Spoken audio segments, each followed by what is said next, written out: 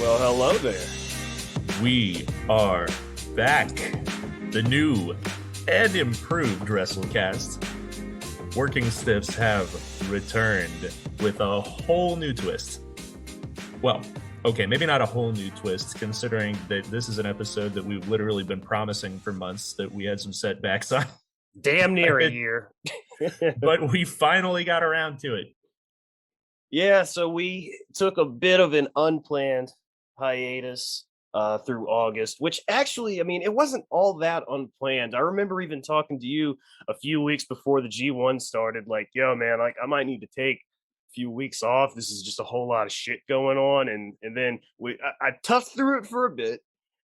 And then just existence started imploding on itself. And I was like, let me just step away for a second.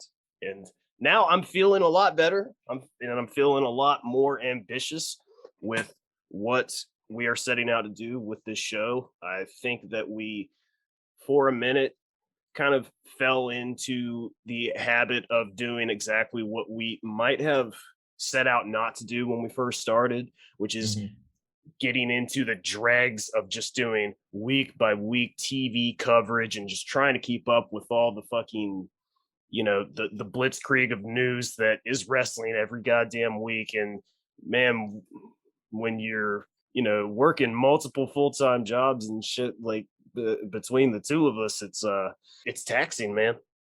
Yeah, there are already people out there who do those kinds of podcasts, and a lot of those people are, employed by outlets like Fightful.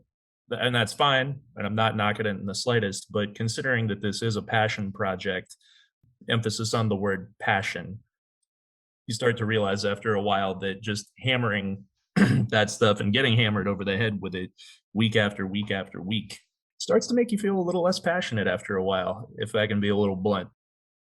Yeah, I think that it's probably pretty visible. It's going to be pretty visible to listeners that maybe had a lot to do with me having to talk about AEW every week.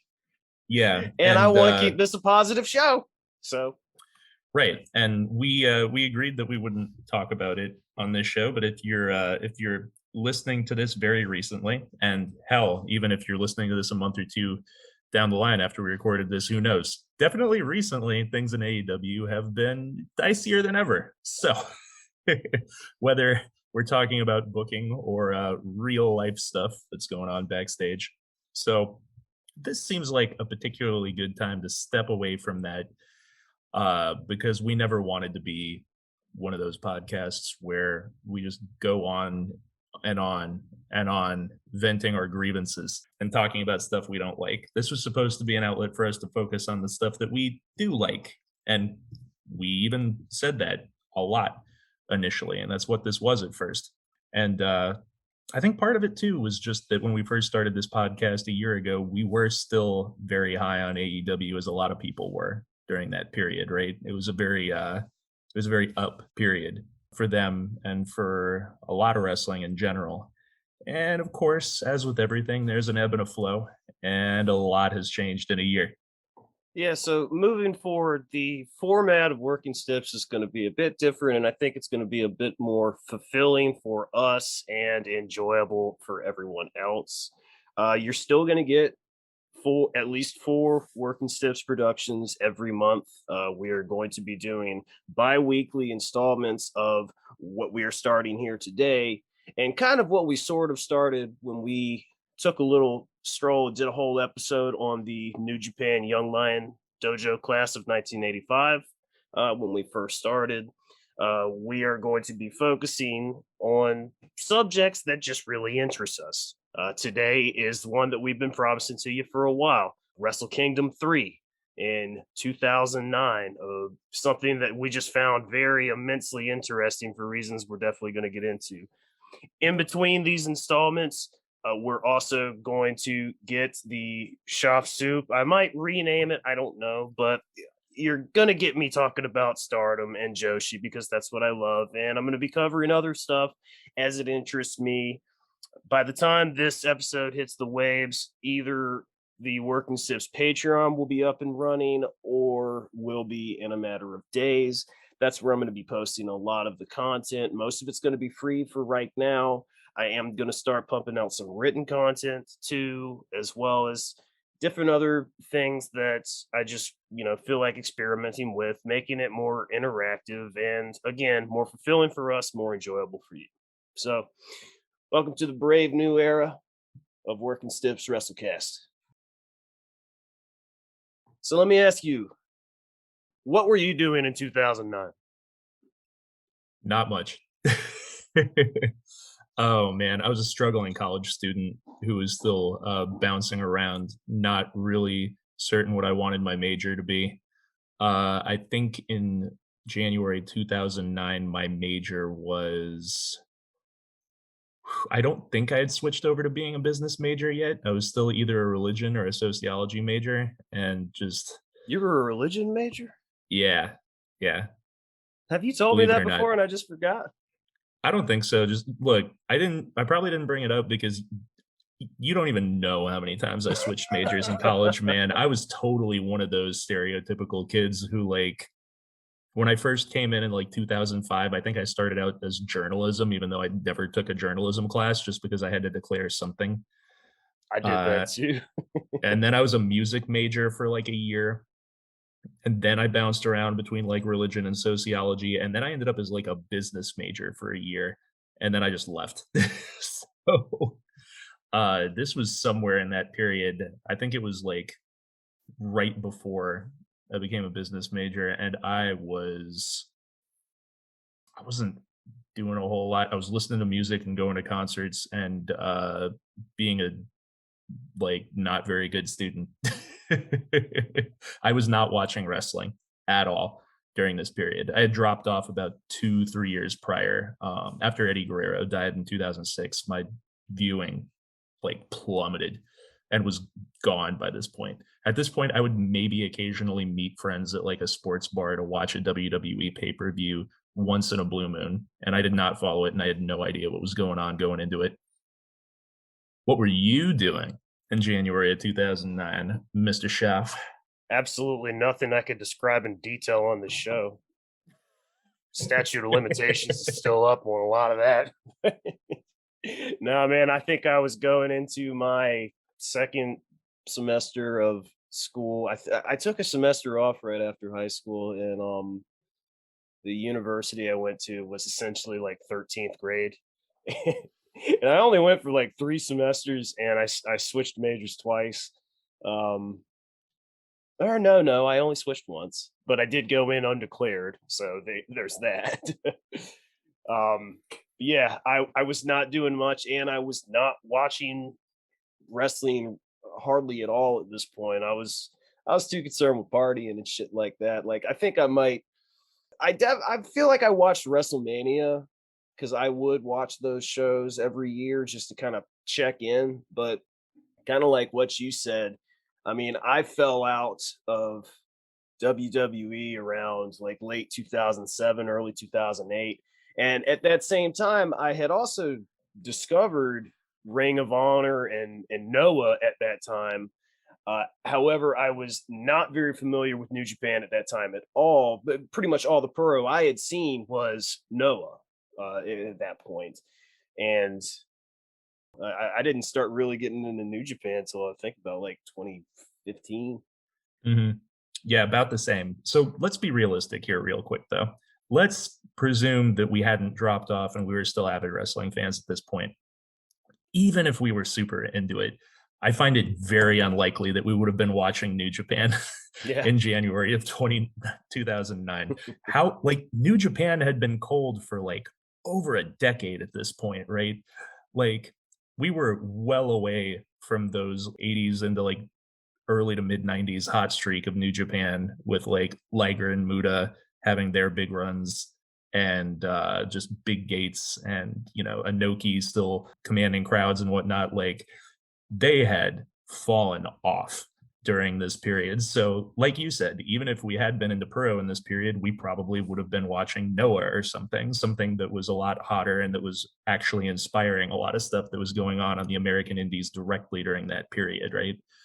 Yeah, I mean, I would say at the time of this show, New Japan was starting to climb their way out of the doldrums of Enochiism. I mean, Shinsuke and Tana had hit the scene a couple years prior. And I mean, hell, even the last Wrestle Kingdom before this was headlined by Tanahashi Mhm. and Nakamura. Nakamura was, the just crowned one before all this even happened yet, which is insane in itself when you think about the way that yeah, the booking structure of New Japan historically and even today.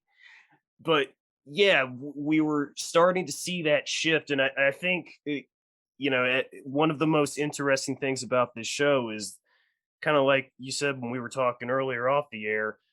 The show itself, while it does have, I mean, in my opinion, it's got three fantastic matches on it as a show overall, and especially as a Wrestle Kingdom, when you hold it up to all these other January 4th shows, it's just, it's fine. But Mhm. the context of this show and the implications of this show are something that I wonder if, in fact, I can almost say with complete confidence, people did not feel how important it was at the time. And now we're looking at it in 2022. And this was a real transitional moment here in the weirdest way possible. But yeah, this is a shift. This is a total shift in the dynamic of the New Japan scene and consequently the Japanese scene. Yeah, what you see at this event is not so much fascinating from an in-ring perspective, though, like you said, there are some very good matches here. There's one in particular that is incredibly standout and brutal that we'll get to that I think you and I agreed was far and away both Oh of yeah. our favorite Oh yes. both of our favorites on this Yeah. show. But what you get in January 2009 watching this show is a company that is on the cusp of a major evolution.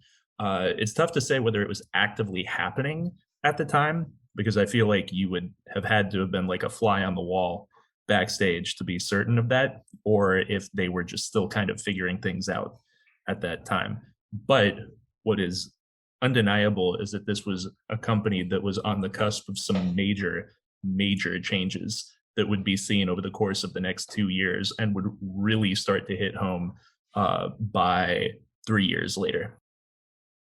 And so we're not going to break down it match by match. There's going to be some matches that I am going to give some little bits of play by play on just because they're tremendous. And some of the matches, especially the undercard. Look, it's a classic. It's a classic New Japan card with the crescendo booking. Although there are very little interesting bits. But before we get into the matches, let's just break down some little kind of fun facts about this show.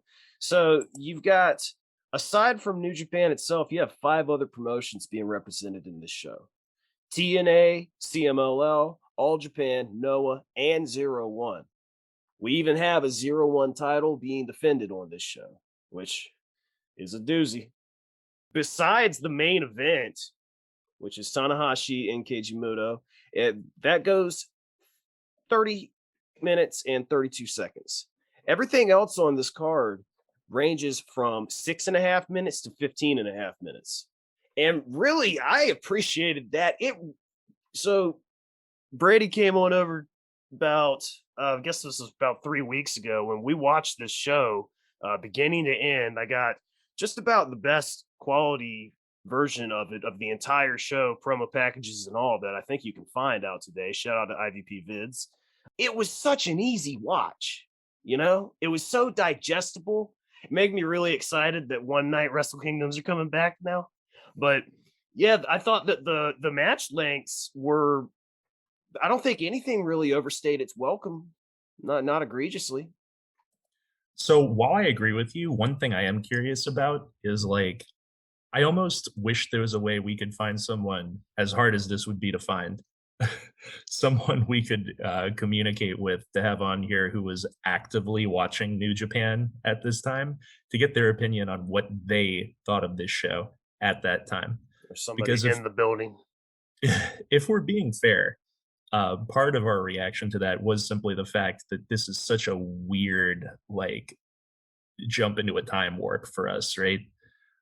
Seeing some of these guys who were like on the tail ends of their careers, some of them having their last matches, and at the same time seeing guys like Tanahashi's big moment in the main event here, and then you see like younger guys who are like way further down the card, uh, like Devitt, now Finn Balor.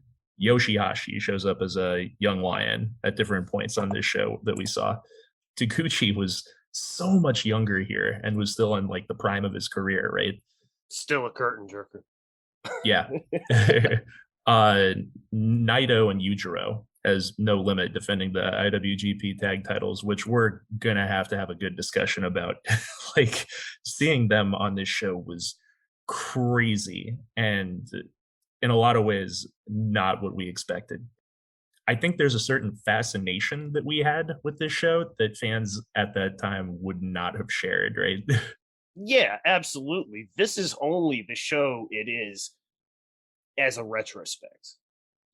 There was nothing terribly interesting about a lot of this show while it was going on. That popped out the screen for me, definitely. However, this Yeah, crowd was hot. This was a hot yeah, crowd. yeah. No, they did make a lot of noise. I'm just saying, yes, this was a breezy watch for us. Would it have been a breezy watch to some other Puro fan watching it live in 2009? I don't know. I wish we could find someone to have that conversation with, though. Well, if you're out there, shoot us an email, workingstiffswrestling@gmail.com. I also thought it was pretty interesting to note that we are actually unknowingly witnessing the tail end of two established factions in this show, with both Rise and Great Bash Heel both ending in the same month, 3 months later in April. Now, I mean, Great Bash Heel had that pseudo revival in 2013 when it was only Hanma and Makabe, but That doesn't count. that doesn't count. Yeah. I mean, it's funny because I remember even like once I started watching and following New Japan, which I watched some New Japan in like 2015, 2016, but I didn't really dive in until 2017. And Hanma and Makabe were still referring to themselves as GBH just as a tag team for a long time, like even through that period. Yeah. Yeah. I don't think they stopped until really, I mean, around the time Honma got injured. But that's not what GBH was. Right. GBH was kind of like they're kind of like what Bulk Orchestra is like in Gleet now. Just bunch of asshole meatheads. One thing on this show that we did not get to see because this was in the days when dark matches were actually dark matches, and that meant you could not see them if you weren't in the building. But starting out very interesting already. We have the Rise team of Milana Collection AT and Minoru Tanaka teaming with Taichi, still going under his shoot name, Taichi Ishikari. They defeat Nobu Yoshihashi, Mitsuhide Hirasawa, and one Kazuchika Okada. Now, just for context here, this Okada is 21 at this time. Yoshihashi is 26. Taichi is 28. And for the record, since some people may not be aware of this, Mitsuhide Hirasawa is the guy who would go on to become Captain New Japan, who has already, I don't know if he's retired technically, but he has not really been seen since leaving New Japan in 2017. So. But yeah, didn't see that one. Didn't have much to say about that. So we got interesting teams, though. Yeah, yeah. And so we got the actual opener, the curtain jerk here, and we've got the CMLL imports here on opposing sides. 6-man tag match. The team of Prince Devitt and Ryusuke Taguchi, the Gooch, teaming with Mystico, and they defeat the Great Bash Heel team of Gato and Jado, teaming with Averno. Yeah, this was, I think it was just kind of a way to get some CMLL guys on the thing. Nothing really much to say about this. This was, let's see, the ages here. Devitt was 28 and Gooch was 30 at this time. They were part of Rise at this time, as was, along with Nakamura, Goto, Milano Collection, and Minoru Tanaka. And for those who weren't watching or at the time, Rise would very soon in the next few months end up giving birth to Chaos when Nakamura left and turned heel in April. So this was a full almost 4 years before Devitt would turn on Gooch and form the Bullet Club, which I always find funny that Ryusuke Taguchi is sort of inadvertently responsible for the creation of the Bullet Club. Well before his 69th IWGP Junior Heavyweight title win that would go on to define the latter period of his career and a place in all of our hearts. Mine anyway. But that's neither here nor there. Yeah, that's pretty crazy.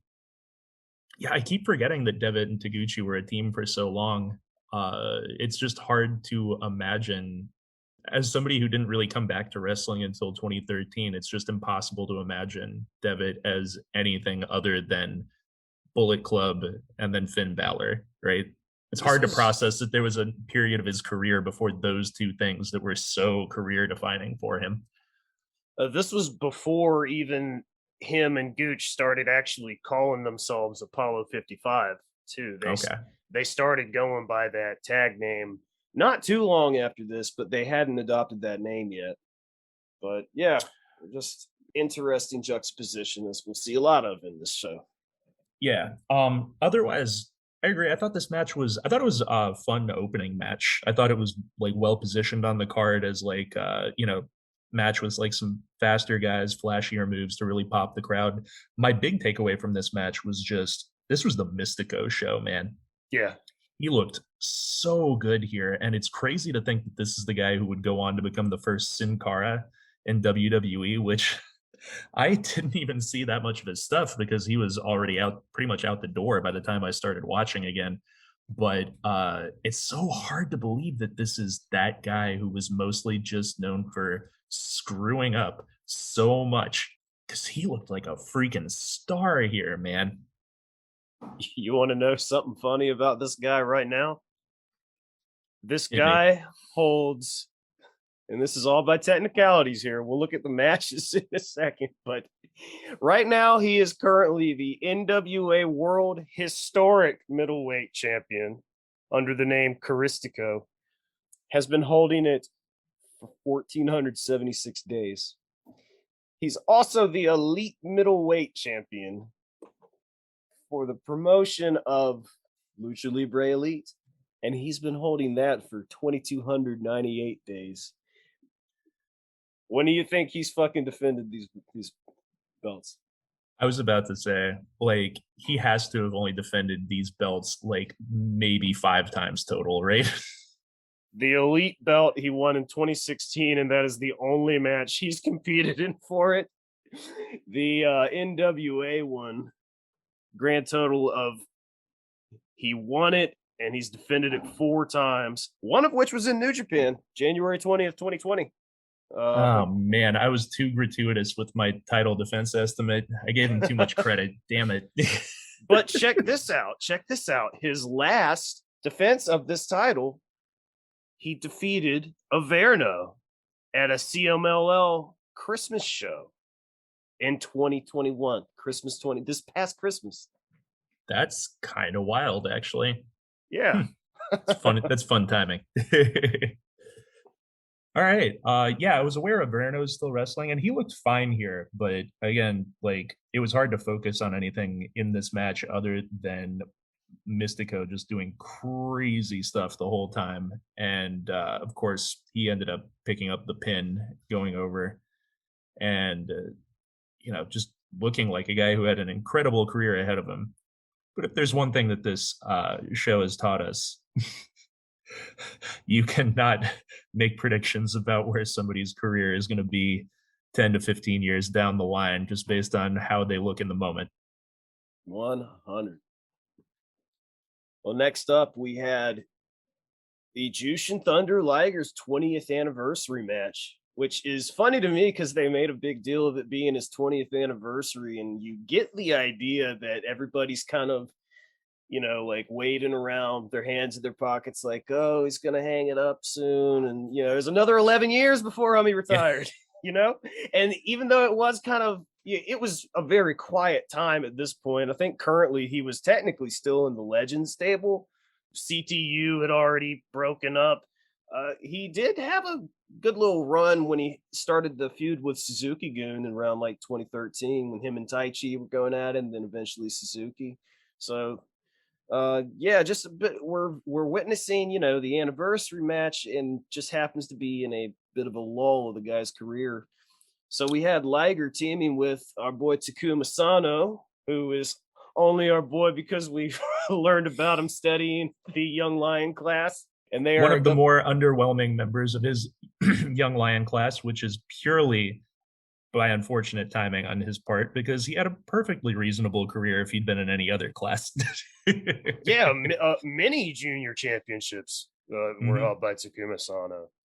They Unfortunately, he was a very good wrestler in a class with a lot of future legends. they were teaming against the team of Wataru Eno and Coach Kanamato, the former Tiger Mask 3. Mhm.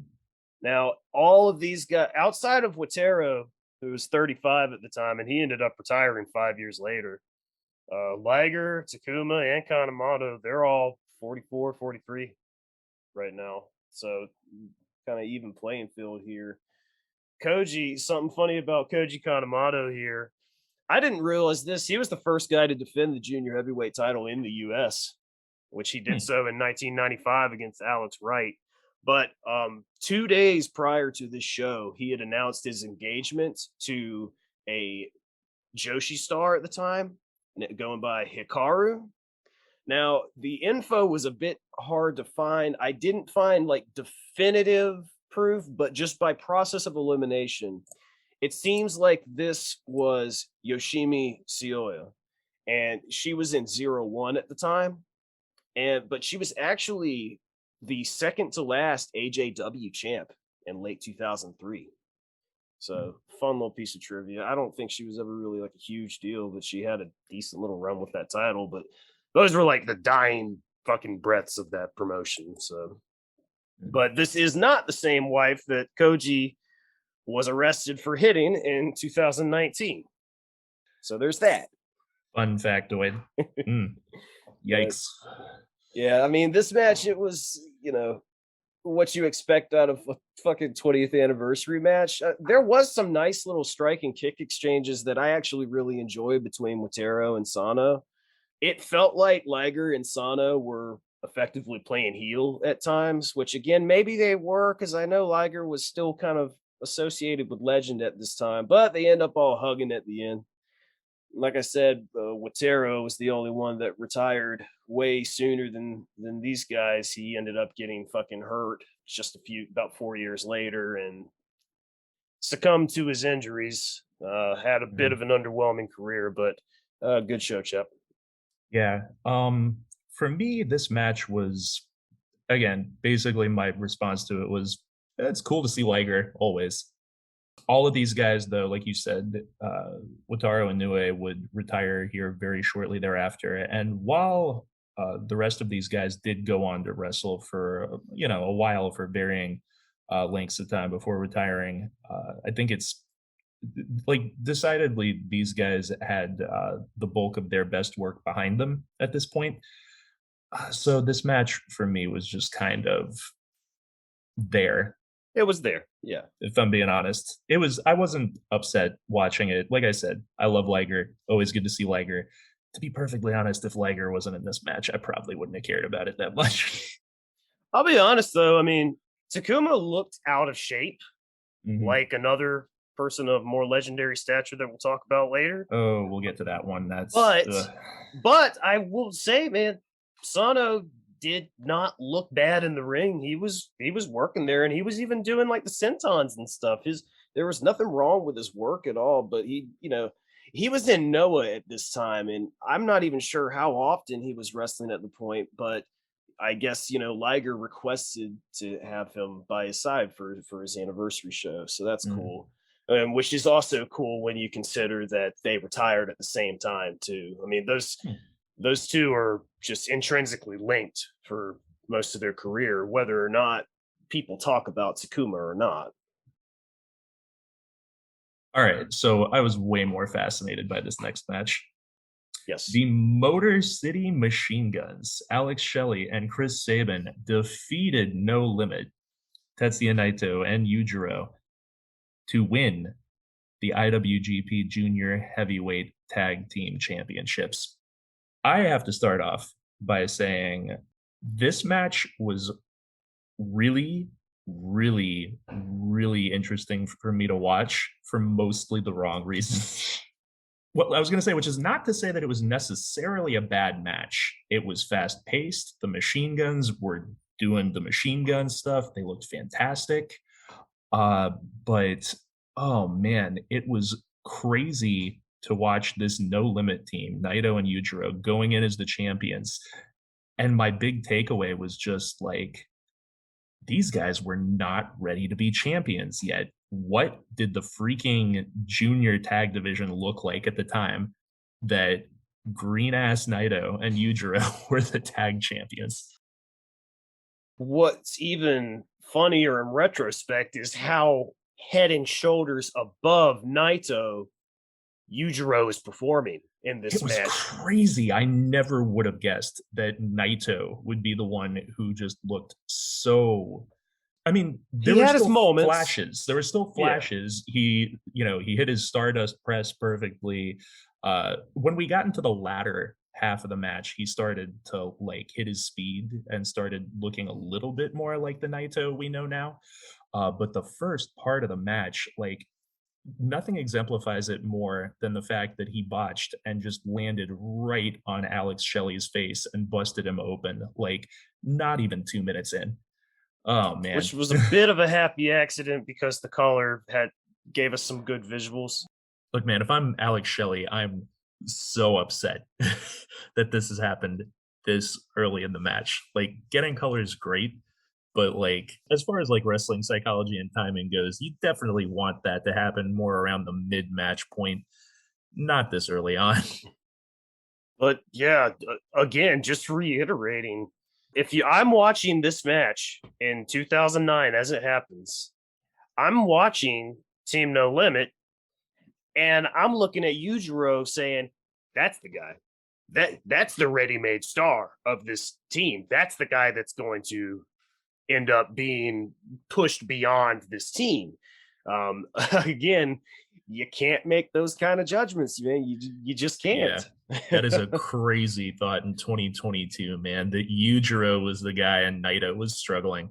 Uh, but if we're being fair, Naito struggling was kind of the theme of his career up until Lij happened. Well, what's funny too is that it wasn't too long that it took for Naito to actually start catching fire as a single star. I mean, by 2010, he was already getting big victories over Makabe and Nakanishi, Anderson. What really put him over was he had the 30-minute draw against Tanahashi in that G1. Right. But we still can't ignore that what ultimately happened there was that as talented as he ended up being, and while he got past these initial growing pains, he unfortunately got the Roman Reigns booking, and it was too much too soon, and ended up shooting his career directly in the foot for a few years. And then, much like Roman Reigns, after a failed push that just wasn't getting the right reaction, realized they needed to change something, massive gimmick overhaul, and all of a sudden everything clicked. So as far as this match goes, just putting in perspective here, we're looking at obviously the end of No Limits IWGP Junior Heavyweight Tag Champ run. I don't know why I used every fucking word possible. I was trying to stop the sentence and it just ran away. Anyway, they had been a team for 11 months at this point. They won those titles. They were vacant. They beat Prince Devitt and Minoru Tanaka in October of the past year of 2008 to get those titles. And they had been running Ramshot for a bit at this point.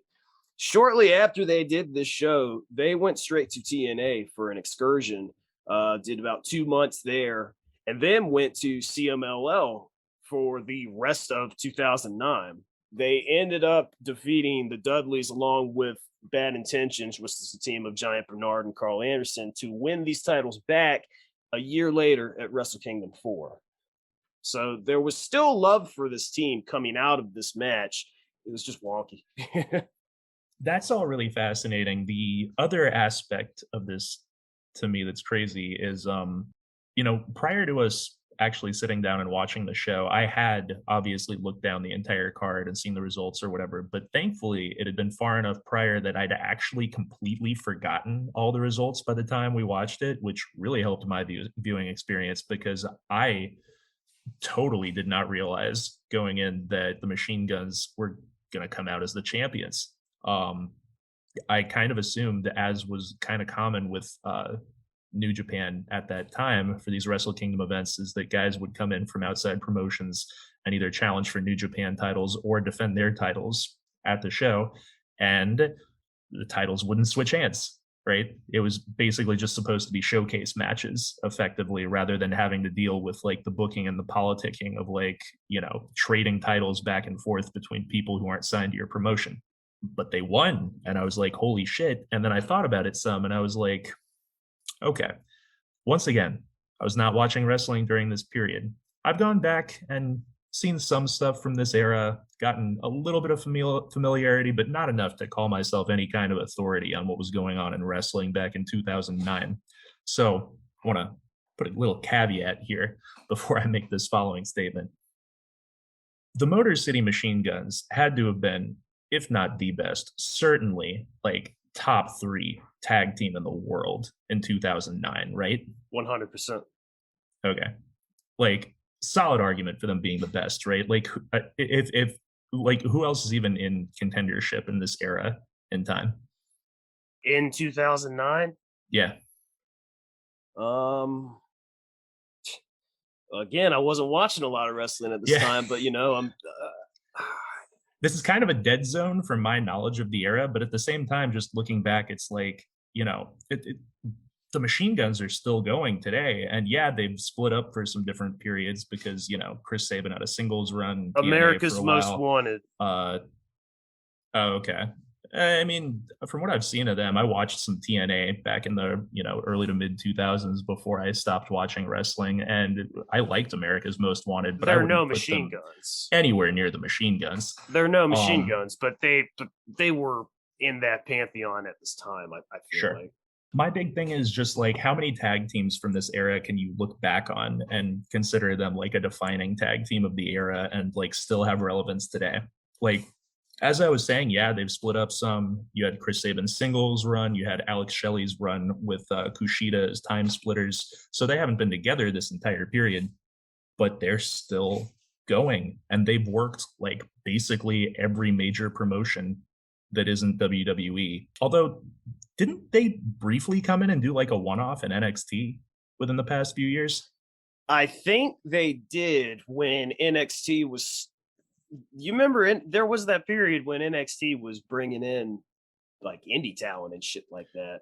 I know Alex Shelley worked NXT at least once. I can't remember if Saban was with him or not. I'd have to go back and check. But anyway, again, every major promotion otherwise, like TNA, now Impact, which is where they are currently, New Japan, working in Mexico. As of this past weekend, when we're recording this, last night, they wrestled a pay-per-view match for AEW for the first time. I want to quickly correct myself. I completely brain farted with the whole Wrestle Kingdom 4 win. Obviously, that win for Team No Limit was not the junior heavyweight tag titles. Those were the actual IWGP heavyweight titles that they win at Wrestle Kingdom next year. Oh, okay. So they completely make a step up in the next year. Okay. And then they had a run for an entire year after that. They obviously ended up dissolving in 2011 when Eugero makes the turn. Okay. Regardless, just this is a crazy match to watch in the present year. Just Machine Guns going up against a very young Naito and Eugero, and ultimately having a very fun competitive match despite some egregious early match botches from Naito.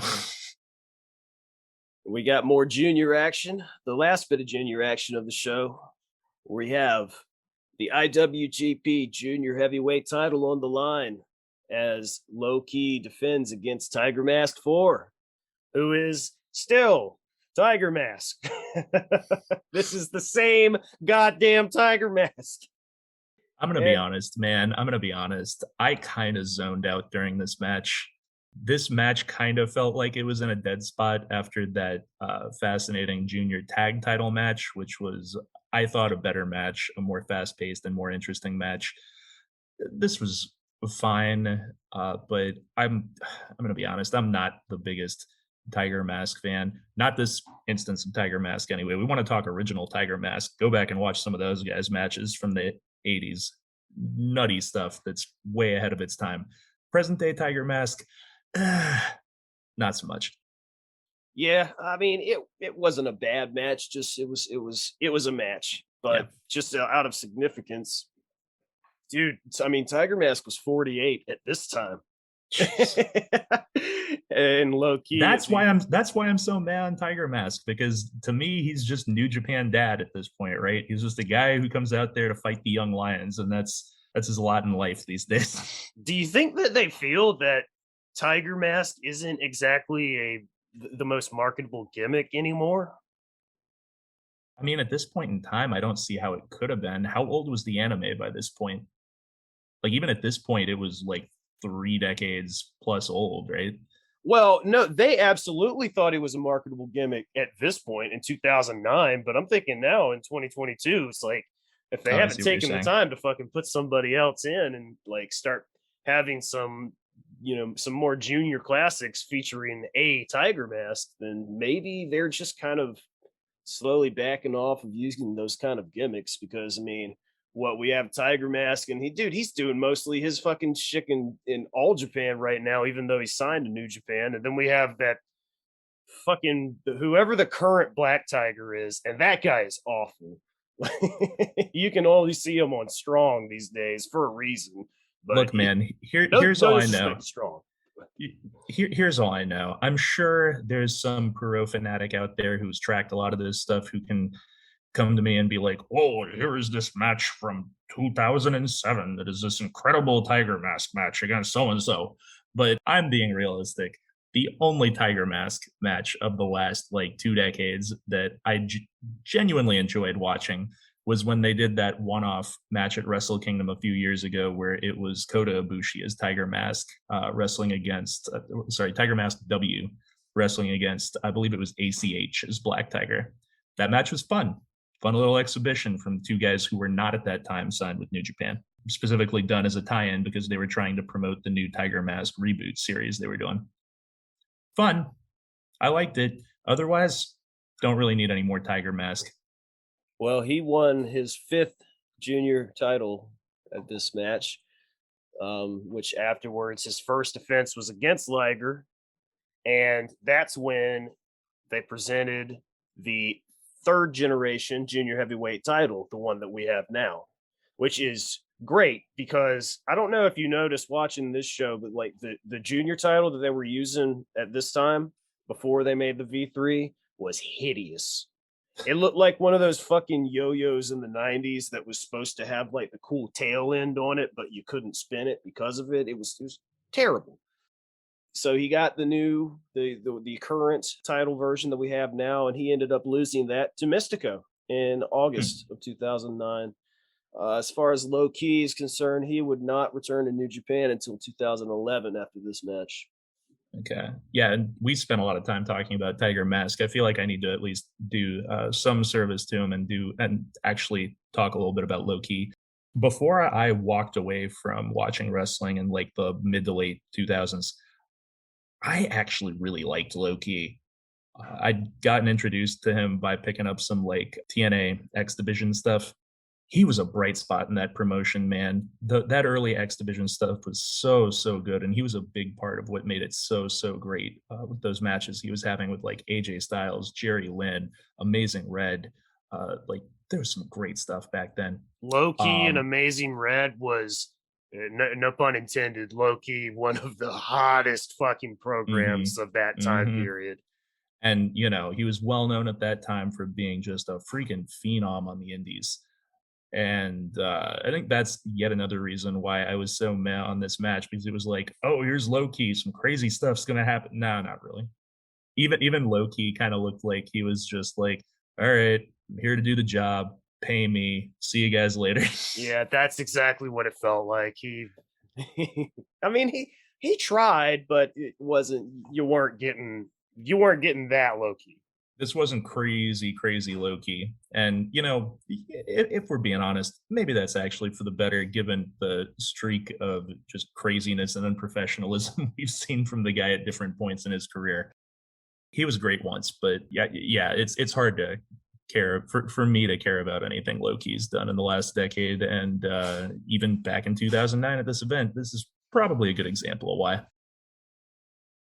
So the next match is, quite honestly, it's the worst match of the show, but Easily. but definitely the most interesting on paper here. Yeah. And this was really, I think it was one of the first things we noticed when we first looked at the card of this show before we even watched it. The Great Bash. Wait, I'm gonna stop you right there. Before we even get into this match got teased a little earlier in the show when Masahiro Chono walks out into like the parking garage or whatever entrance area of what I assume is the Tokyo Dome to greet Kurt Angle and Kevin Nash as they get out of a limo.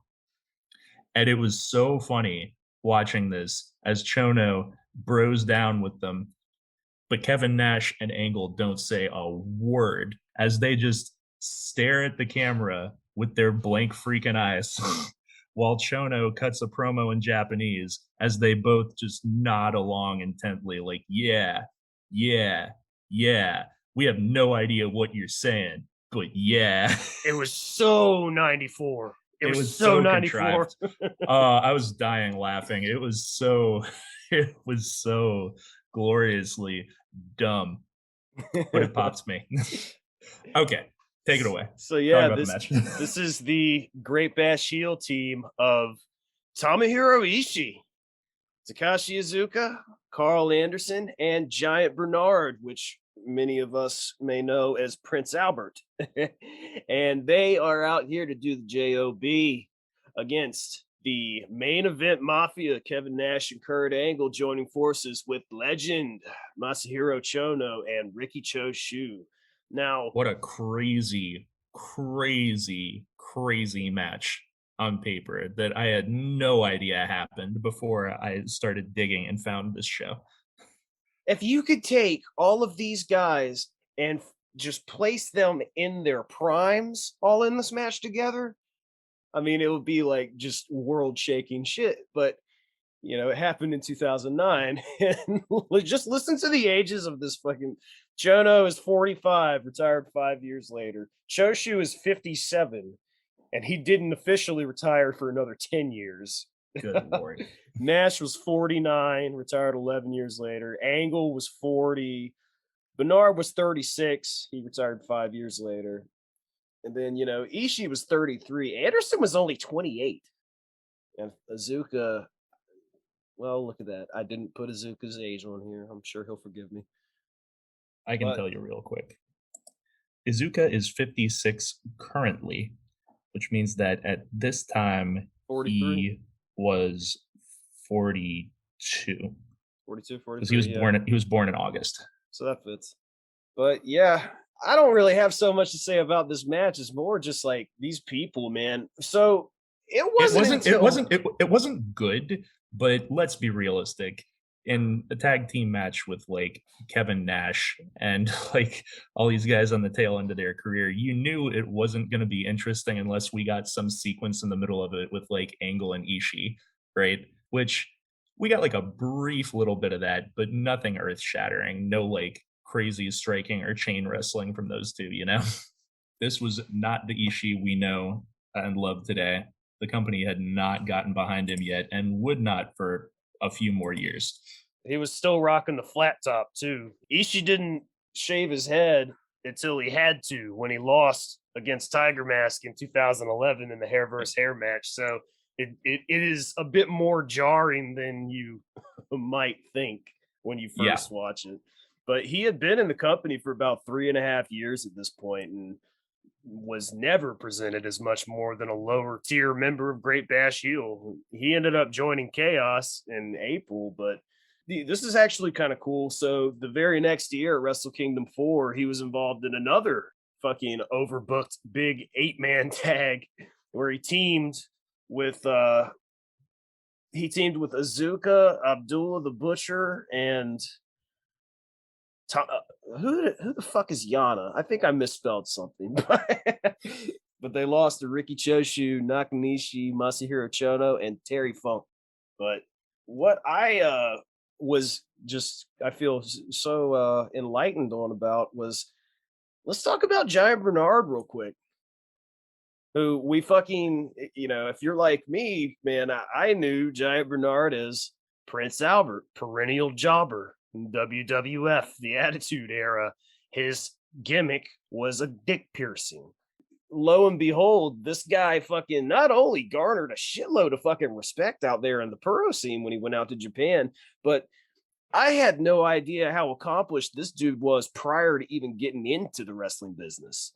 He was heavily decorated in high school football, basketball, baseball, and track. He played football for University of Pittsburgh and for the San Diego Chargers. He graduated with a degree in sign language, which he used to be a school teacher for deaf kids. And the entire way that he got into wrestling was he took one of his classes to a wrestling show and got recruited by Killer Kowalski. That's how he got into the fucking business. That's wild.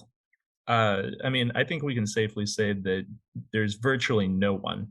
There's probably a small handful out there, but next to no one has Prince Albert / Giant Bernard as their favorite wrestler. But you know what?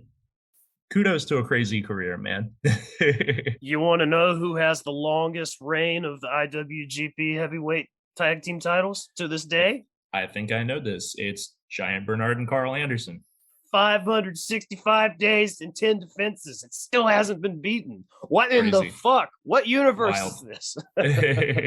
What if Doc Gallows was never a thing and we just got that team forever instead? Things would be so much nicer. Japan was just a different universe in this era, man. It was so it was not integrated into like the knowledge of, more mainstream pro wrestling fans than the way it is today. So looking back on this, it's just a constant blur of like, wait a minute, this happened? Angle, he was just a year separated from defending the IWGP title against Yuji Nagata at Wrestle Kingdom 2. Which he ended up losing to Nakamura a month later. Then pretty much his run in New Japan kind of petered out at that point. He made a couple of special G1 appearances, not in the tournament, but just on the G1 shows. He faced Bernard in a singles match, and then I believe he faced Tanahashi in April of this year. I think it was for the title. Yeah, it was for the title, and lost, and that was his final appearance in New Japan. Chono was kind of on his way out too. He was at this time he was still allowed to book certain cards, but from my understanding, at least, he no longer had that brass as the head booker anymore. Which, I mean, he never really was like the most powerful booker in there, but he had a lot more power booking, under Inoki in prior years. And also, I mean, I think we talked about this a little bit in that dojo episode. He was kind of one of those guys who was trying to buck the Inokiism. He was trying to move back towards like traditional pro style booking. And he ended up going freelance just a year after this show. Yeah.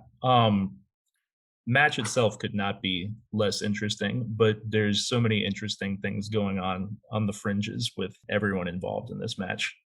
Again, just Nash at the tail end of his career. Same with Chono and Choshu. Well, sorry, you said Choshu went on to wrestle for like another 10 years for God knows what reason. But sorry, I don't want to be disrespectful to any Pro fans, but good Lord, he didn't retire until 67. I mean, he wasn't wrestling a whole lot, but yeah, I would hope not. But yeah, Angle, obviously, by this point, he was going through a pretty rough period. And of course, Bernard and Carl Anderson would go on to have a great run. Iizuka never won the IWGP title, did he? No, I don't believe so. No. I think right after this was when he was started feuding with Tenzon, and then he ended up having another one with Nagata, but I don't think any of them involved the title at all. Okay, yeah, He no, was a tag champ. correct. I just went and looked real quick. The only titles that he ever won were tag titles, actually. With Yuji, right? No, actually, he never won them with. Sorry, he won the G1 Tag League in 2000 with Nagata. Oh, okay, but they didn't capitalize on them. Okay. No, he won the IWGP Tag titles with someone different every time. Once with Riki Choshu, once with Kazuo Yamazaki, and once with Toru Yano. And he actually won the GHC tag titles one time, also with Yano. Yano was in. Well, okay, maybe they were in New Japan and they just won the GHC titles. Yeah, I don't remember Yano ever being signed to Noah. No, I don't think he was. But again, there were periods of just interpromotional stuff, and it had to be during one of those. Yeah, this period that we're talking about is a hotbed for that. In fact, the next match on the show, the best match on the show, one that, oh my god, man, Holy crap, dude. fucking 13 years later, you and I sitting on the couch yelling and screaming and jumping up out of our seats at this fucking old ass match. That's just marking out for two of the best wrestlers of all time. Let's be real. Masato Tanaka challenging Yuji Nagata for the 0-1 Max World title. God, okay.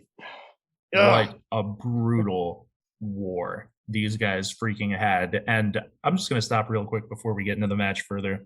It was wild to me to see intentional blood in a New Japan match. When was the last time, like, modern day 2022 going back, like, when was the last time you saw a match where New Japan used blood to build drama?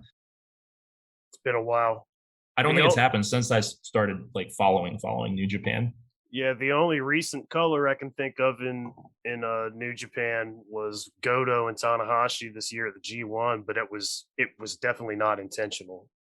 Yeah, same with Tanahashi and Kenta from Wrestle Kingdom, which obviously we're aware that Kenta got badly injured during that match. God, also a war in its own right. But remember, I think years from now we're going to be talking like, remember when Tanahashi beat Kenta's ass so bad that he fucked off for 6 months and went and wrote a book? Oh man, let's not even get into that, or we'll just like mark out for how great Kenta's been recently for like 10 minutes, which would be fine if he was on this card, but he was not. So let's keep pressing forward here. So this is a rematch from October 13th, 2008, and I need to find that match so Yuji beat Tanaka for the title in that match. The fact that this is 10 years after Tanaka was throwing himself through tables against Mike Awesome in ECW, you truly are looking at two of the toughest fucking guys to ever step foot in the wrestling ring in this match, and they don't skimp on any of that fucking drama or that feeling. You get every bit of that in this match. The fact that Tanaka is still going strong 13 and a half years after this match is insane to me, man. Like, what a career this guy has had. And even crazier to me to think that, like, everybody remembers who was into wrestling back then, remembers those crazy matches he had with Mike Awesome. And Tanaka was the one taking most of the violence in those. Yeah. And he's the one who's still around, not Mike Awesome. That's insane. Rest in peace to Mike Awesome. No disrespect intended, but I don't understand how Tanaka is still going. It defies belief. Well, and especially in this match, Yuji is 40, Tanaka is 35, and they still both look in incredible shape. I mean, just awesome. Both of them fantastic. Like, Nagata was never like a huge body guy, but he was that Nagata was that old like NWA style fucking just brick shit house motherfucker type build. Just looked like he could crush you just with no effort. Mhm. Um, I have not followed Nagata's career enough to be able to really define like what the prime of his career was. Because again, I started following New Japan heavily in 2017, but was instantly into Nagata when I first started watching him around then. But this looked like a man in his prime. well, and after this, though, I mean, moving forward. So, okay, look, this is his third defense of the Zero World title. He defeats Kohei Sato and Katsuhita Takaiwa before this. He ends up losing this title the next month in February to Shinjiro Otani. And I mean, moving forward, he was still a perennial presence in the main event scene. He would get title shots, and he was a utility player. He was like the old vet that was used to get guys over, but he was never really seen as a true contender again after this. And one could even argue that even at this time he wasn't. But this was a Mm. 0-1 title. Really quick, I wanted to kind of get you learned on this the history of this title because I found it just fascinating. So if you notice on this title's plates, it reads AWA Heavyweight Champion on the plate. And so while this is not the same title from the 60s, 70s, 80s, etc., it is somewhat related to it, albeit by absolute carny means. So obviously, the true AWA, the territory, they closed their doors in '91. But 5 years later, in 1996, you got these two guys named Dale Gagner and Johnny Stewart. They were wrestlers in the AWA in the territory days. Never really meant much of anything. They started operating in the Minnesota area using the AWA name as a brand, calling it AWA Superstars of Wrestling, when they actually booked themselves the third and first champ of the promotion, respectively. They were small time, but it looked like they were trying to actually make something happen internationally as they were selling memberships to indie promotions in the US, the UK, Japan, and Canada. But then in April 2007, WWE came after them with a suit for copyright infringement because they had bought a good portion of AWA's properties. So December of that year, 0-1 ended their relationship with that promotion, and they walked away with those belts and officially recognized Tanaka, who was the champ at the time, as their first 0-1 world champ. So now that promotion of the whole AWA Superstars, they ended up having to change their name. Now they're called Wrestling Superstars Live. And I don't think they exist technically, but they don't do anything. They don't sanction independent promotions or anything anymore. So Mm. just another, funny way of just how this carny ass business kind of ties everything together. I found that really interesting. Crazy stuff, man.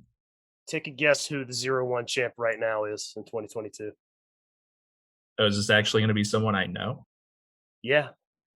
Who do you think is the 0-1 champ on this day, September 5th, 2022? Man, it would be so funny if it was just Eugene Nagata again, but I don't think it is. I'm going to go way out in the left field. I'm just going to say Tiger Mask. Masato Tanaka. Really? Yeah. Shit don't change, homie.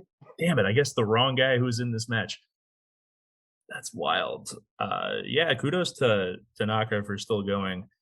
Again, if this was, Nagata kind of on his way out of the main event scene, that's crazy because this match looked like a guy who still had so much in the tank.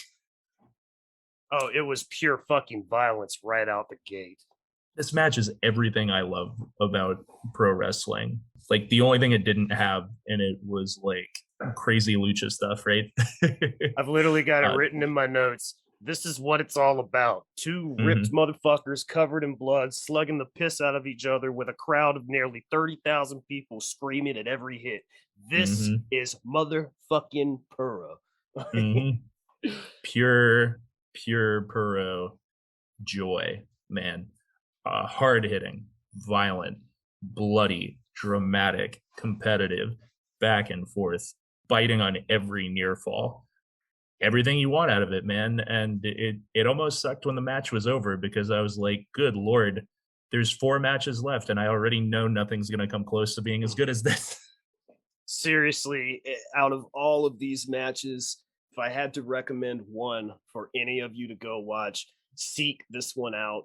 It's incredible. If you just Yeah, love that old strong style, there's nothing more than you could ask for than this. my big takeaway from this is that this match in particular just stands out on this show as like almost like a lost, forgotten, great Wrestle Kingdom title match. Because I mean, granted, you follow Puro more than I do, but like you don't hear people talking about how legendary, Nagata versus Tanaka from 2009 was, right? I've never heard No, that before prior to us no, watching this. I've never. uh, so yeah, anyone listening to this, my God, find a way to just find and watch this freaking title defense. Yuji Nagata defeating Masato Tanaka for the 0-1 championship, successfully defending the 0-1 championship in the hardest hitting match on Wrestle Kingdom 3. Incredible. Do whatever it takes to find this match and watch it. Now, what we get with the second match, I think, really kind of suffered because they placed these two matches right next to each other. We had Jun Akiyama defeating Manabe Nakanishi. In a good Ash, match, but not a great match, unfortunately. And as a result, they ended up in a little bit of a death spot. it was funny because so I rewatched those two matches a couple days ago, and the promo package that they do before this match, they've got this orchestral version of "We Will Rock You," and it makes it sound so fucking like big and regal. And I was like, oh shit, like I'm kind of hyped to watch this again, see if I remember anything that I didn't catch the first time. But like yeah, it was solid, but it was honestly just a lesser version of the match right before it. I wish I had more to say about it other than that. Yeah, it was kind of cool to see younger Nakanishi. At Obviously the tender age of Akiyama's 41. I said younger, not young. It was still weird for me to see Nakanishi like this because, again, my entire experience with Nakanishi is just remembering him as this huge, jacked but old guy who was, largely beating young lions and otherwise losing matches in like the mid to low card of New Japan events in the later 2010s.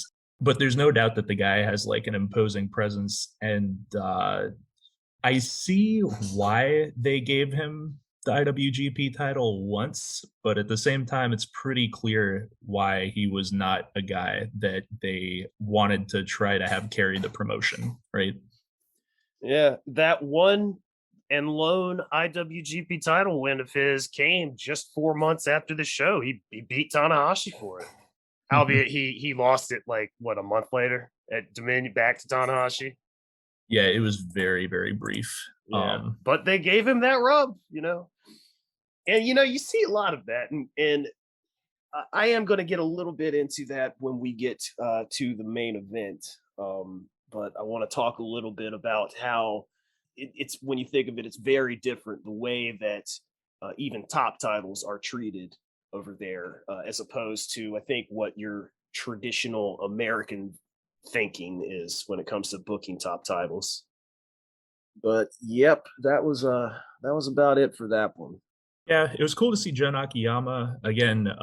Given his like legendary stature, I think it's just another one of those things where I was really expecting more from this, right? I was kind of expecting like, all right, like Nakanishi's a little younger, he's around when he won his world title versus Akiyama. Like we're about to get 2 bangers in a row, right? But unfortunately, it was not quite to be. Akiyama was the number one contender for the GHC title at this time, and he ended up beating Kensuke Sasaki for it just 2 months later. But he ended up having to vacate for it like very shortly after due to injury. He was always kind of snake bit with shit like that. But Mm. I mean, June is he's still the shit today. I still watch, whenever he pops up on one of those cyber fight shows, or the few times I'll throw on a DDT show, I'll look out for Jun Akiyama because he's still he's not quite dad status yet. He's Mhm. he's still imposing. But the next match we got, is this a semi-main? Oh no, we got three Nope. more here. Nope. This will not, we won't spend too much time on this. Oh my God! Thank God. We had a pretty bad IWGP tag title match, a hardcore match where Team 3D, the Dudleys, defeat the Most Violent Players team of Togi Makabe and Toru Yano. I never thought that I would say this in my life, but I watched this and I was like, man, Yano deserved better. Mhm. The only interesting thing in this match to me was getting to see pre-comedy Yano back when he was still like a vicious heel at the time, right? Like he was considered to be like a legitimate wrestler at this period. They were still pushing on like his amateur background and that he was this talented, like violent guy. Far cry from modern day Yano. Unfortunately, this was the most blah TNA walk and brawl, gonna hit you with random weapons with no story, and it went on way too long. It's funny because I'm looking at the match time here, like 15:34, and the match felt so much longer than that. I could have sworn this went on for like 25 minutes. The work on part of the Dudleys, I hate to say it, even on the part of Devon, was sloppy as shit. Mhm. I mean, usually, Devon could kind of hold things up in there, especially at this time period. But nah, they didn't look good, and it brought Makabe and Yano down because I thought Makabe looked pretty damn good, Mhm. for what he had in this match. And you got to also put in perspective, man. This is a 322-day reign that these guys were on, and they fucking ended it. Oh, that makes it so much more depressing. Like, uh, like compare this to the IWGP Junior Tag Title match from earlier in the show. For all its flaws, it was still an enjoyable match. And on top of that, like the win by the Machine Guns felt so earned, right? Like it didn't feel like, oh, well, we're just going to put the titles on these guys because there are like, partners from the US or whatever. Like it felt like these guys are amazing and they earned these titles. This match could not have felt more different. Another thing to put in perspective, that Yano and Makabe had also lost to the Dudleys at Wrestle Kingdom 2 the previous year. Gross. And the only reason that this was a hardcore match was because this match was originally going to be a three-way dance, including fucking Kojima and Tenzan, but Tenzan got hurt. So No. instead of just doing a regular tag match, which I don't know, might have been worse, but they ended up making a fucking hardcore match out of this.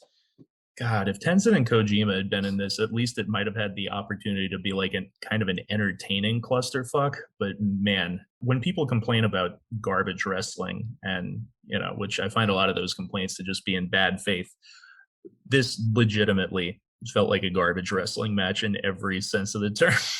They even got their rematch a month later and they lost again. Like, and that ended up splitting this team up. Yano and Makabe split after this, or after that That rematch. sucks so much. But I mean, especially when you look at just 2 years prior to this, Makabe was on really the run of his career. He heated up big in 2007. He made the G1 finals, what 2 years in a row? He lost Mhm. lost to Tana and Goto. And then in 2009, fucking he won the goddamn thing, beating Nakamura. I just imagine there's got to be some Makabe fans who are watching at this time just feeling, I don't know, maybe like Naito fans today, like, son of a bitch. At least he got that G1 win. Yeah, he never did win the title, did he? Nope. Here's a little funny, Oh, no. I'm sorry. Makabe had one IWGP heavyweight title run. that's it. He beat Nakamura in 2010 at Dontaku. Mm-hmm. Yeah. Correct. Funny little note, in 2007, it was the first Wrestle Kingdom. Him and Yano faced the tag team of D'Lo Brown and Bull Buchanan, whom were working for, wait for it, All Japan at the time. D'Lo Brown and Bull Buchanan. That's so random, man. Yo, shout out to D'Lo though. That guy rules. Yeah, yeah. One of the more underrated talents of his era. Absolutely. Dude, I got in trouble in school multiple times for walking down the hallways, whipping my neck like D'Lo Brown. Dude was so cool. I miss him so much. And he even wrestled not that long ago. Didn't he have a match in like Impact like in the last year? Yeah, it was like a one-off thing. He might have done something for like NWA too, I think. I don't know if it was good or not, but I'm sure someone was super happy to take the sky high and like bump like crazy for it. So in the semi-main here, we got a pretty odd match. We have the Rise team of Hiroki Goto and Shinsuke Nakamura getting the win over Takashi Sagura and Mitsuharu Misawa, in which will unfortunately be Misawa's last match in New Japan, as he would tragically die in the ring a matter of months after this. What, I think 4 months after. Yeah. This was a very sad match to watch, not just for that, but everybody looked great in this match except Misawa was just struggling, just out of shape, obviously not in good health. This one was actually like, as you know, as much as I love Nakamura, as great as Goto looked here, like Goto absolutely Was a looked house like a guy who was like, he looked the best in this match out of anybody. He looked like a surefire future champion for this company. I'm going to get into it, but Goto and Segura, they're the glue of this match. Yeah. But just by comparison, it really sucks to say, but watching this match, it's really like Misawa looks like a guy who is on his way out. And you know, obviously if you're watching this match at the time, nobody is going to predict that he like would go on to die in the ring. But he definitely looked like a guy who was so well past his prime and he who looked really disheveled. He really needed to hang it up. Just watching this, it was so clear that, you know, you want to just go back in a time machine and just like slap him in the face and be like, stop fucking wrestling, stop it. Like, think about your health. And yeah, unfortunately, this was the end for him. We talked about this. Was it literally the next match he wrestled after this one where he passed away in the ring? No. He had okay. He had a good bit of matches in Noah. That's right. He only had, I think, 2 singles matches, or maybe even 1 singles match after this. They were all tag team matches. But, that's right. We did talk about this. But yeah, it was a few months afterwards. But this was his final New Japan appearance ever, and his final Tokyo Dome match. And really, where that kind of blew a lot of things up is that this match, you look at it on paper, and especially even just reading the cards of the shows leading up to this match didn't really serve a whole lot of narrative purpose at all, other than planting seeds for a Nakamura Misawa program, which that's what was in the works. They were working their way to that. I hate to say it, but it might be best that didn't happen. Yeah, this match is so sad on so many levels. Like I said, looking at it, I think it's a great match. I don't want to cast like a bad shadow around it because I actually have a lot of fun. I watched it again this morning, and I think it's a really fun match on the merit of Hiroki Goto and Takashi Sagura going out there and just fucking laying into each other. I was gonna say, like, it is a good match. I just couldn't enjoy it the same way you did, just because every time Misawa tagged in, it just dropped off so much in the saddest way for me. And you know, in a weird way, I agree with you that the match was really good especially when we got Goto versus Sugiura at any point in the match. But it's also almost kind of sad in a second way, just to look back at this and think, like, man, how did Goto never win the title? How did it never happen? It's so confusing. And it's crazy because, you know, as a guy watching nowadays, it's weird to me in the time that I've watched New Japan. Even in hindsight, that Goto didn't win the belt. Super talented guy, super great wrestler. Seemed like a shoo-in, especially given that they did have faith in him at one point, and he did win the G1 back before it got you an automatic title shot. But watching this match especially, it's like, this dude is a house of fire here. He's so good. How, especially with this being such a period where they needed like younger guys to step up and move up so badly. And yeah, we're watching that happen in real time here with Nakamura and Tanahashi. But at this point in time, it feels like Goto should have been right there with them, right? I think that Goto was just a victim of circumstance when it comes to age, just bad timing. And also, I mean, Goto's been Goto for his like entire career. He's never once really changed gimmick, other than just your basic heel face switches. But he's always been Hiroki Goto. You know, Sure, but I would argue that he's so good, especially in this era, that he didn't need an overhaul, I you know? agree. I agree completely. I absolutely agree. I think it's fucking. I honestly think it's criminal that he didn't get, especially when you consider how many title shots he got at this in this era. Yeah. You know, he won the next two. He won two New Japan Cups in a row right after this fucking show. You know, and but pretty much after this, you know, he just challenged and lost and challenged and lost. You know, the biggest point of his prominence aside that would be his program with Shibata around 2013. And then subsequently, you know, he was kind of like the de facto Sekigun New Japan leader when they were trying to go against Bullet Club and Chaos. But yeah, no, I fucking agree. And I don't get it either because, And I was just gonna say, ironically, he had basically the same career as Nakamura in WWE. yeah, Crazy stuff, right? but night and day when compared to their New Japan careers, even. I mean, Nakamura, Mhm. I mean, still the youngest IWGP champ of all time, you know, which is ridiculous. Think about this, man. He debuted as a rookie in 2002 and won the title off of Tenzan in 2003. That never fucking happens in New Japan. It didn't happen back then, and it doesn't happen now. It They, only happened one other time, and it happened with a man who wrestled in a dark match on this show.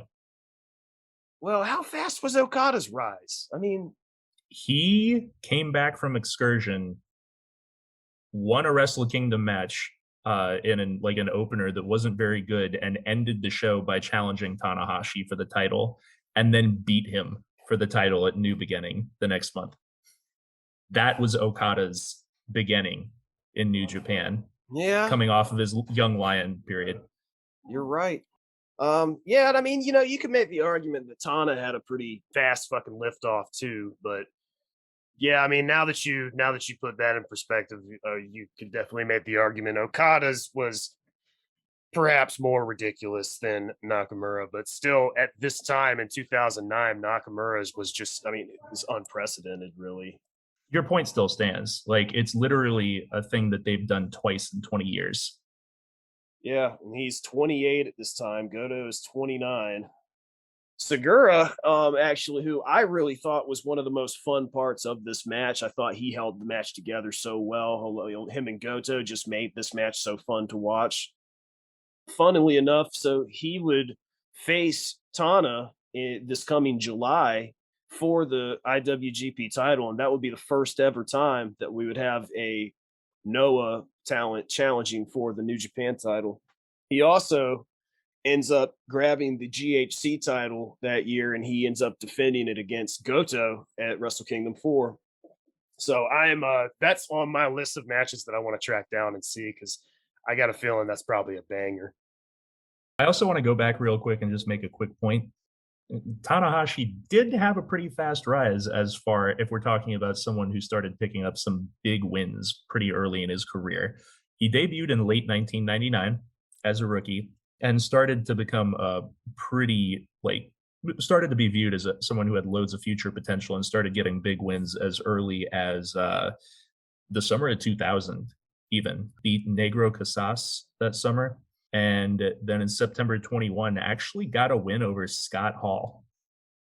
Yeah, and that was the match we actually talked about when Scott Hall passed earlier this year, and there were stories circulating about how Scott Hall went up and was talking to people backstage after that match, saying, "Hold on to this guy; he's got something special." Yeah. And in the 2002 G1, pinned Kensuke Sasaki in under 2 minutes.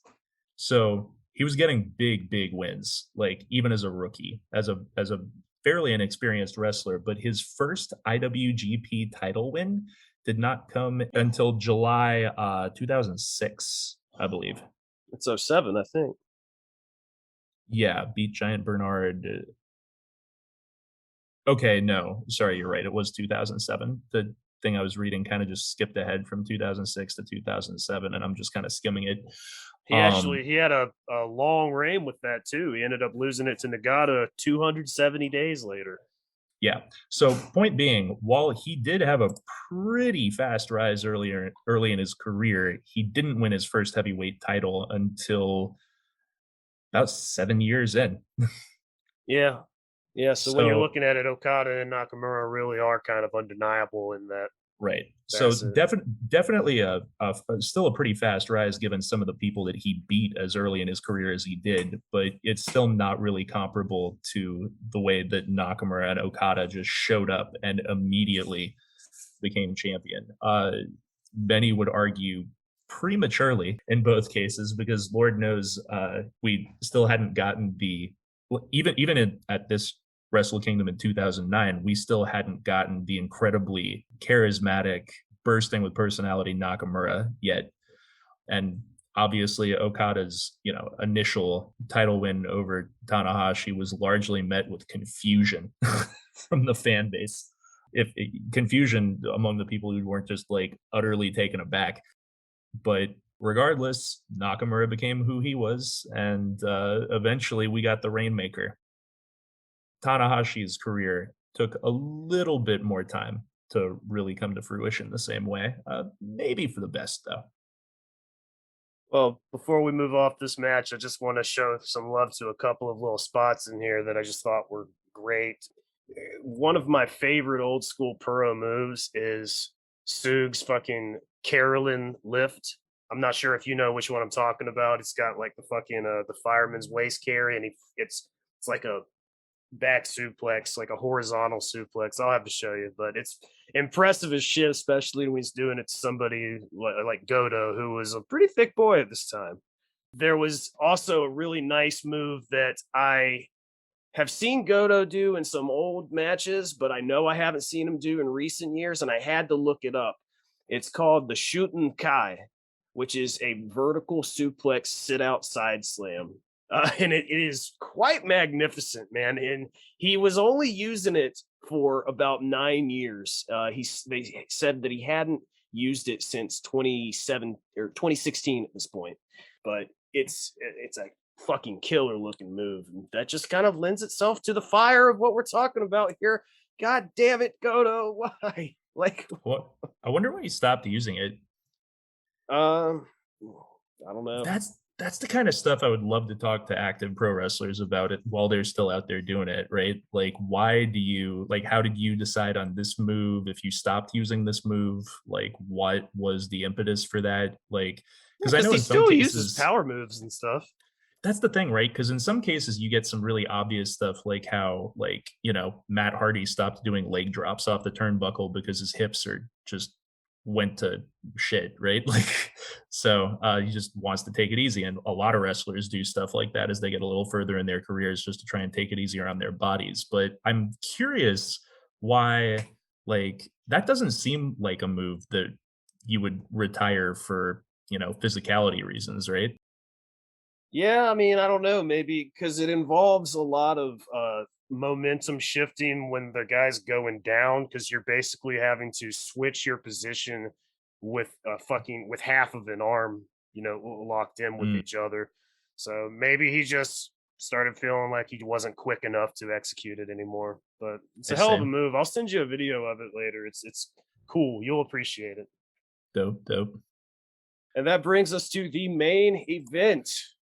The IWGP Heavyweight title being defended by Keiji Muno, who is not signed to New Japan Wrestling at this time. He is in All Japan, and he is defending it against one Hiroshi Tanahashi. Why did I just call them that? Hiroshi Tanahashi.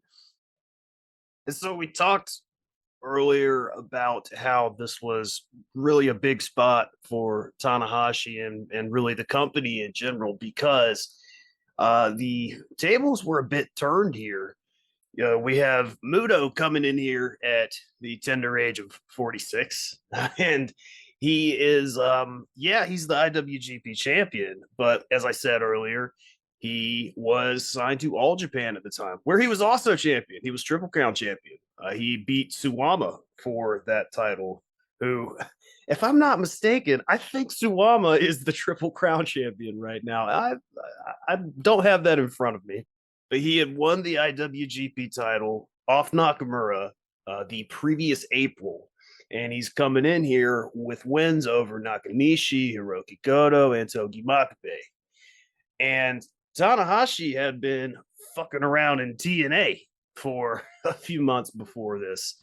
Now, for anyone who doesn't remember Tanahashi's excursion in TNA, well, nobody blames you because that shit consisted mostly of teaming with Volador, who was a CMLL guy, some various interactions with Sanjay Dutt and Consequence Creed, who we now know as Xavier Woods, and losing an 8-man title contender ladder match to Abyss and Matt Morgan, and doing absolutely nothing in the X division.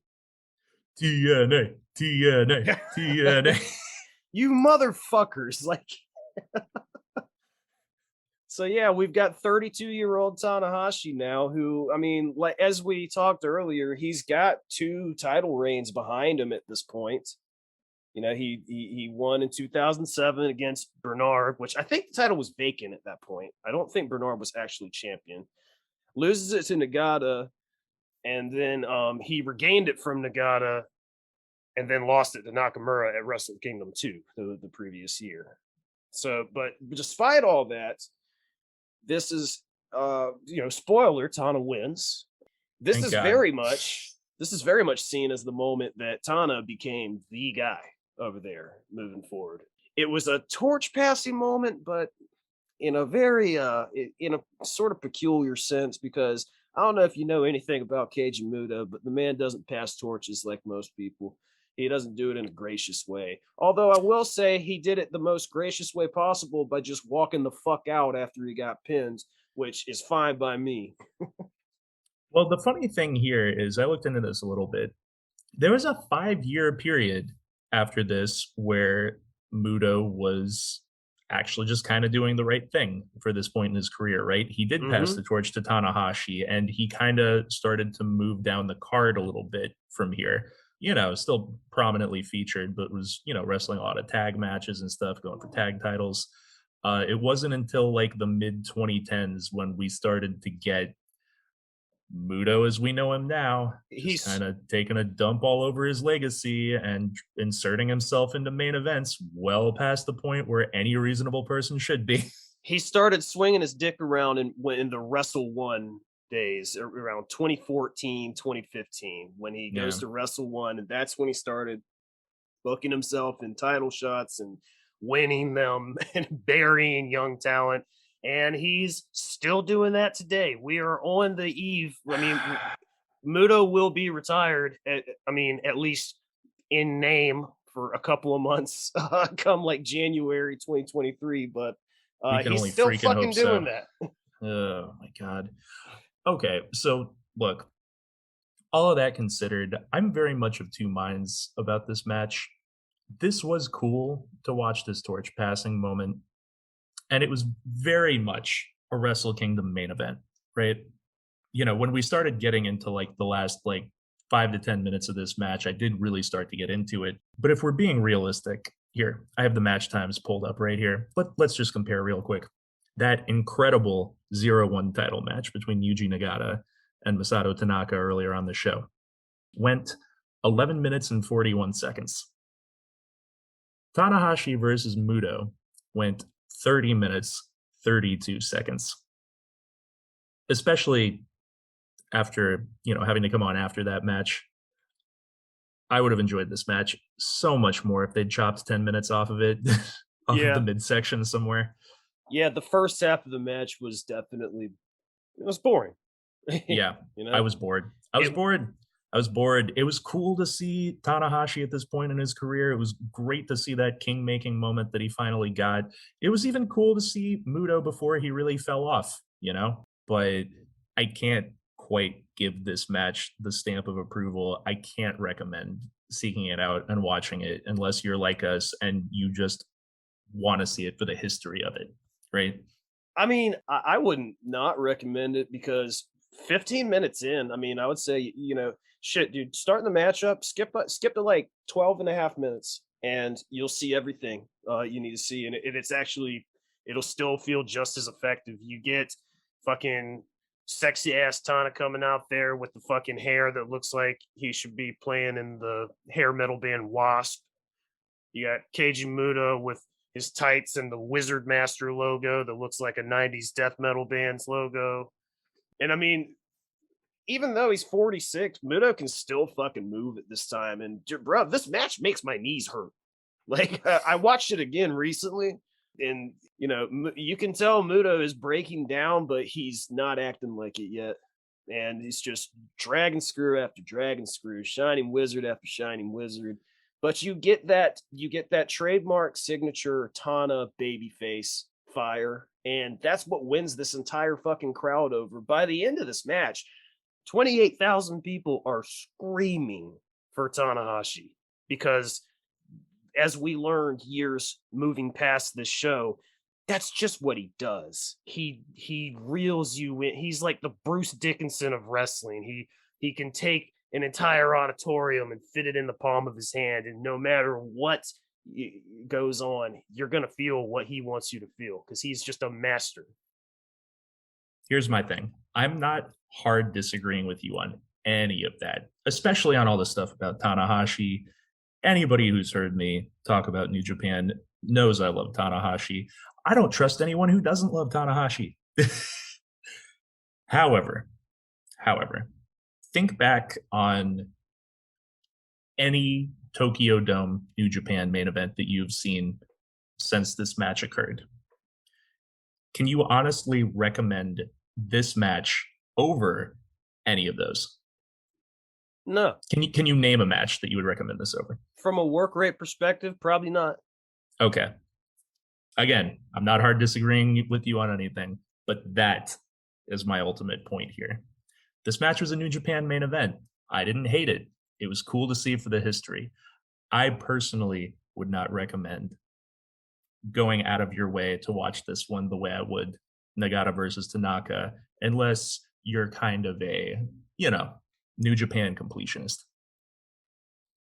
There is some really cool work in here. I mean, I'm not going to get too far into the nuts and bolts, but I went and on my second watch through, I took notes, and the finishing stretch.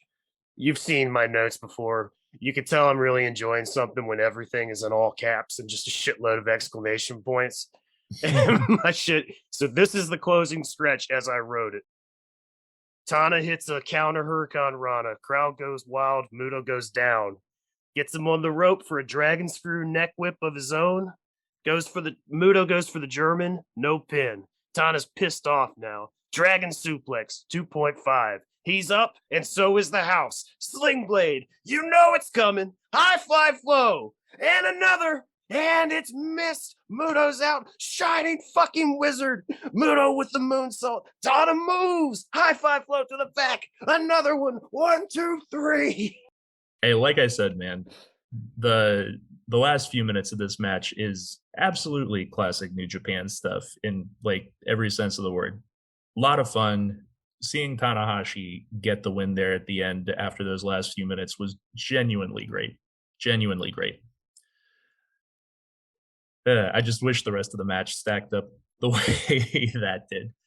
I'm sure, especially in that era, if you were a fan of Muto and or Tanahashi, this would have been super hyped to be there for live. Kind of like for us, it was super hype being there in Chicago earlier this year to see Mox versus Tanahashi main event in the United Center. But I kind of suspect that maybe people would watch that Mox Tanahashi match years on, if they weren't super familiar with Tanahashi the way that I kind of watched this match. Super cool to be there for, super cool moment, history making stuff. Good match, but I don't know if it would really hold up in the pantheon. Ultimately, I did have a lot of fun watching this show. Not always for the in-ring stuff, though there was some genuinely great wrestling on this show. Again, the one match in particular we cited, Nagata versus Tanaka. Dear God, do whatever you can to watch that match. Overall, this was a interesting Wrestle Kingdom. It's a hell of a retrospect, man. It really is. Yeah, it's a wild moment in time. I don't know that I can recommend this show beyond that one title match, other than just what a crazy, bizarre watch, given where we are now. I think this might be the first time that Tana does the Aishitemasu chant at the end. Hmm. He's not mic'd up when he does it, but he's up on the buckles and he's like you can see it. He's yelling it. But I think it might be the first time that he's done that, which obviously he's still doing that shit today. So yeah, I mean, again, like I said at the top of the show, aside from the main event, most of these matches are not very long at all. And I really thought that I thought it was a very easy to digest show. I thought it was an easy watch. It was an easy watch. Again, like I said, some of that may just be for those historical perspective reasons. But yeah, fascinating watch, even if the in-ring wasn't always fantastic.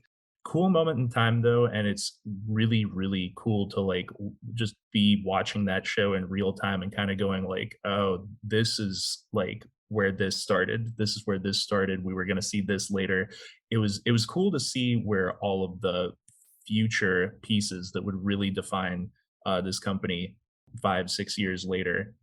It was interesting to see the potential in some of them and the surprise with others. Like, man, who watching this show would have thought that Naito would become as great as he did? If you're looking for great in ring, there's definitely other New Japan shows I'd recommend over this one. But what a crazy watch, man! Overall, I enjoyed it, man, and I Mhm. definitely enjoyed doing all the research for this and just learning more about what was going on at this time. It's cool. Yeah, So, yeah, for sure, man. well, that about does it for our Wrestle Kingdom 3 deep dive. So, thanks for tuning in, y'all. We will be announcing the subject of our next Working Stiffs Wrestlecast expose, if you will. We'll be doing that for, probably in the next week or so. So, Mhm. keep your eyes out for that. Anything else you got on the tank for you? Stay tuned, boys and girls. I know we took a little bit of a hiatus there, a much needed one, but we are back for the attack in Black Jack. What and why are you doing this? Why are you doing this? We had a good thing going. You fucking asshole. Till next time, we will stiff you later.